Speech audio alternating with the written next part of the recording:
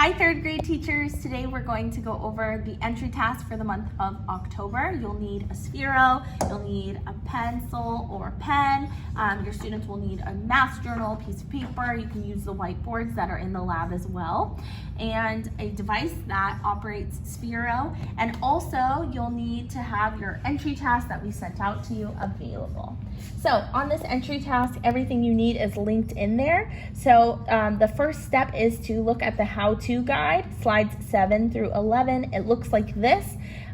It just teaches your class, if you go over these slides together, how to connect to your Sphero bolt and how it operates, how to drive it, and also, more importantly, how to program it, which is what we're going to be doing today.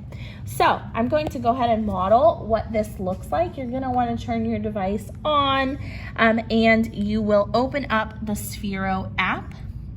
Once you open up the Sphero app, the first thing you're going to want to do is connect to your Sphero, and that's in the top right corner.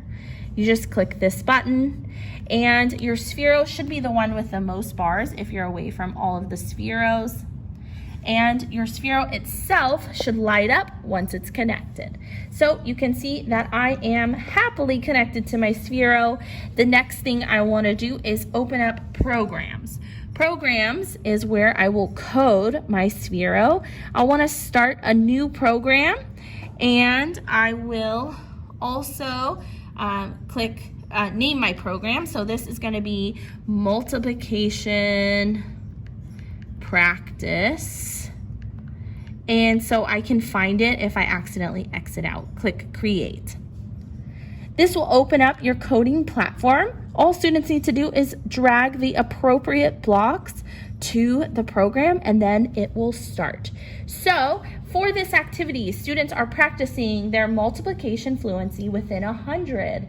And so what's going to happen is you're going to put them into teams of 2 and 4, and then you are going to have them choose a multiplication problem using anything that that group is working on. So you know your students best. You'll know if you have a group that needs to work on their 7s, a group that needs to work on their 2s, you know them best. So let's say I have a group and they're new to multiplication, they're working on multiplications with 2s.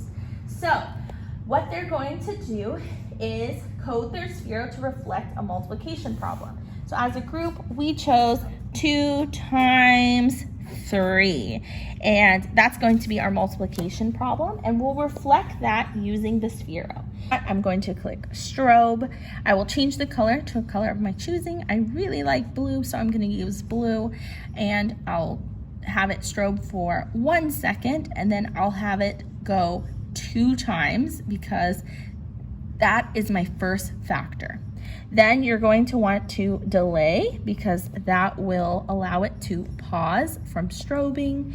And then what you'll need to do is establish a multiplication sign. So as a class, I recommend that you say, okay, multiplication is going to be red. So when it flashes red, that means multiplication. So to do that, you will again strobe, and that's going to be for 1 second, and then you will have it do it only 1 time.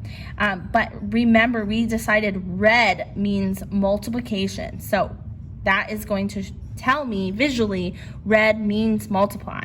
Again, you're going to click delay, and then you will go back to strobe.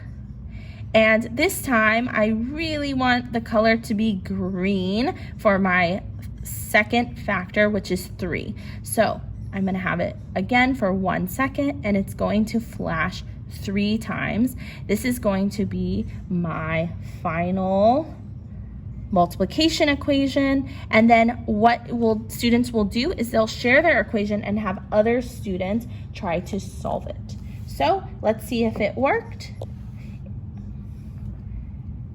1 blue, 2 blue, so I know it's 2, times 1 green, 2 greens, 3 greens, or 2 times 3. And the group that we asked to test this will have to solve that equation, knowing that the product is 6. Happy coding!